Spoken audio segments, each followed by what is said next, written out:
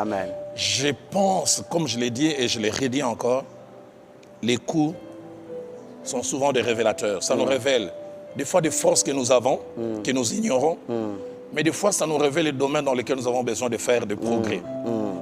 On pense que je suis arrivé, il faut que tu reçoives un coup, tu réagisses de la mauvaise manière, un peu comme Paul réagit mal avec le souverain sacrificateur, pour que tu te rendes compte que tu as besoin de faire des progrès. Oui. Mais aussi, ça nous aide des fois à ne pas avoir cette fausse haute opinion qu'on a de nous-mêmes. Je donne 2 petits exemples. Il a fallu que David reçoive les coups de descendants du roi Saül pour que lui-même, il dit, je prends dans 2 Samuel au chapitre 3, si mes souvenirs sont bons, au verset 36, il dit, quoique j'ai reçu l'onction royale, je suis encore faible. Je suis encore faible. Lui-même, il reconnaît cela. Et je voudrais encore revenir sur les prophètes Élie, le grand prophète Élie, qui s'est tenu au mont Carmel, qui a fait tomber le feu. C'était l'homme du moment. Mais il a fallu qu'il reçoive un coup de Jézabel. Quand il est en train de s'enfuir, lui-même, il dit, je ne suis pas meilleur que mes pères. Dans sa tête, il pensait que allez, c'est moi ou rien. Mais là, il a découvert qu'il était faible. Je pense que des fois, il est important. Je ne prie pas que les coups viennent, mais des fois, quand ça vient, c'est pour nous tester, c'est pour nous montrer juste que nous avons encore à faire des progrès et aller de l'avant. Et puisque c'est inévitable, les coups viendront. Ils viendront coûte que coûte. Les tout, c'est de savoir comment les gérer. Et c'est un peu la réponse que ce livre essaye d'apporter. Merci, merci beaucoup, apôtre. Je vais me tourner, si vous le permettez, vers les internautes, ceux qui nous suivent. Je voudrais nous rappeler que notre lot de 100 livres, ce lot est disponible. Il y en a déjà qui ont commencé à écrire sur SMS ou même sur WhatsApp. Vous pouvez nous contacter sur WhatsApp à ce numéro-là, au numéro 89 51 30 000.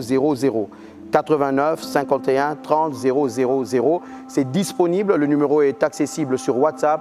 Vous nous écrivez, vous passez votre commande et ça a déjà commencé. Il y en a déjà qui sont en train de commander. Nous insistons que la particularité, c'est que ces livres-là, en plus des lignes déjà écrites par l'auteur, il y a des lignes de plus. C'est la dédicace de l'auteur pour vous.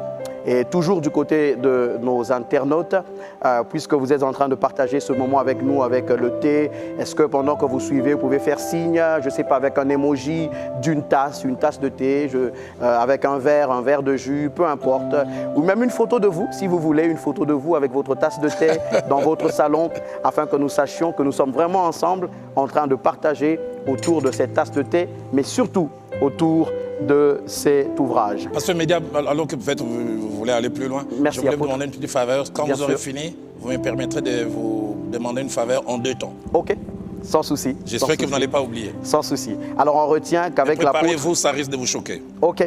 Alors vous retenez qu'avec l'apôtre, même quand c'est imprévu, c'est structuré. La faveur en 2 temps. Alors il y a une autre question, apôtre. Elle nous vient de Emmanuel Ngoutou. Emmanuel Ngoutou dit: le fait de se relever après avoir reçu des coups est-il lié au fait de pardonner après avoir reçu des coups?